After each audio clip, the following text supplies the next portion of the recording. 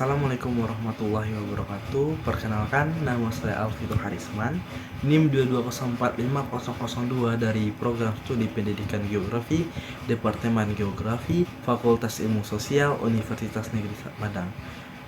Baiklah, pada kesempatan kali ini saya akan mempresentasikan penafsiran saya mengenai The Home, yang merupakan salah satu materi pada mata kuliah Geografi Sosial. Baiklah, saya akan menjelaskan mengenai The Home ini sendiri. The Home merupakan berasal dari bahasa Inggris yang dapat diartikan yang berarti rumah. Nah, kalau kita membahas The Home atau rumah, pertama kita akan membahas apa itu rumah, ya, dan apa maksud dari rumah yang dimaksud pada geografi sosial tersebut. Rumah bukan sekadar struktur 3 dimensi tempat kita berlindung, namun juga merupakan tempat matriks hubungan sosial yang secara khusus dihargai sebagai tempat hubungan keluarga heterososial dan memiliki makna simbolis dan ideologis yang lebih luas. Misalnya pada masa krisis, gambar simbolik rumah dan tanah air Perang Dunia Kedua digunakan untuk memobilisasikan dukungan bagi upaya rumah dan tanah air Perang Dunia Kedua digunakan untuk upaya perang. Rumah merupakan tempat konsumsi yang penting ketika barang dibeli. Barang tersebut didomestikkan dalam hubungan sosial spesifik rumah tangga. Rumah merupakan situs penting tempat adanya batas ruang dan waktu. Selanjutnya, kita akan membahas mengenai desain perumahan. Rumah memiliki beberapa desain yang menjadi ciri khas mereka tertentu. Desain sangat penting dalam sebuah rumah. Kita cenderung menganggap remeh rumah, namun rumah bukan sekedar wadah netral bagi hubungan sosial tersebut, tetapi dirancang dan dibangun oleh manusia dengan demikian rupa merupakan hasil dari masyarakat dan yang memproduksinya. Rumah bukan hanya bentuk fisik secara harfiah yang dibaca sebagai peta struktur sosial dan nilai-nilai yang menghasilkannya. Secara khusus, rumah mengandung gagasan tentang tempat bagi perempuan. Oleh karena itu, mereka berpendapat bahwa karena lingkungan yang dibangun dapat mengandung makna, misalnya tentang apa yang dimaksud dengan aktivitas pribadi. Dengan cara ini, akademisi feminis berpendapat bahwasanya lingkungan yang berkontribusi terhadap melenggang masyarakat patriarki yang memproduksinya.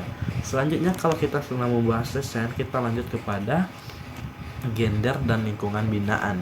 Sebelum berkembangnya kapitalisme industri di Eropa, produksi komoditas misalnya menenun, membuat kue dan bertani serta mereproduksi barang itu dilaksanakan di dalam rumah.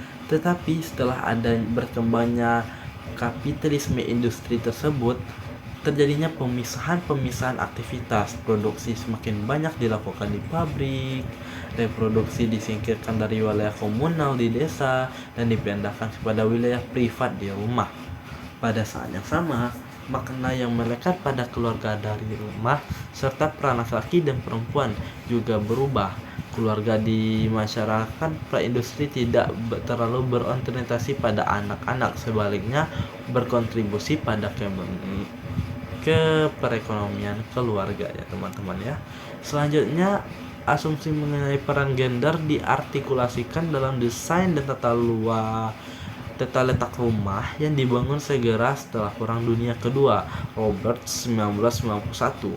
Salah satu cita-cita utama kebijakan sosial masa perang adalah melestarikan dan melindungi kesucian kehidupan keluarga.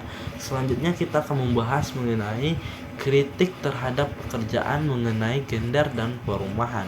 Studi meyakinkan bahwasannya mengenai gender, desain perumahan dan struktur tata ruang memainkan peran penting dalam perkembangan geografis feminis pada tahun 1980-an. Lalu, mereka mendapatkan kritik dan alasan sebagai berikut. Sebagian besar tulisan ini didasarkan pada kesalahpahaman bahwasanya lingkungan binaan adalah metamorfosa sederhana bagi masyarakat yang memproduksinya. Penelitian ini umumnya mengasumsikan dan dengan pendekatan yang seragam terhadap desain perumahan, fakta, atau lain sebagainya. Selanjutnya ada seringkali pendekatan ini nyaris bersifat determinis lingkungan. Selanjutnya juga berfokus pada dikotomi laki-laki perempuan dan publik swasta. Karya feminis juga memperlakukan laki-laki dan perempuan sebagai kelompok yang homogen. Selanjutnya kita membahas rumah, berarti kita harus mengetahui arti dari rumah tersebut. Rumah memiliki 7 makna yang kuat. Menurut Peter Somerville pada tahun 1992, pertama, tempat berlindung, perapian, hati, privasi, akar, abode, dan surga. Selanjutnya kita akan beralih kepada kepemilikan, perjalanan hidup, dan makna rumah.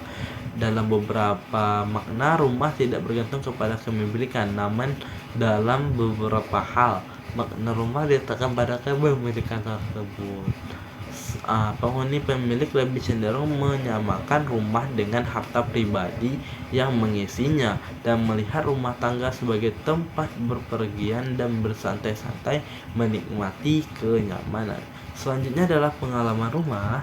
Pengalaman rumah ini secara tidak langsung berkaitan dengan Perang Dunia Kedua. Pemerintah Inggris dan Amerika Utara yang sepakat prihatin dengan turunnya angka kelahiran.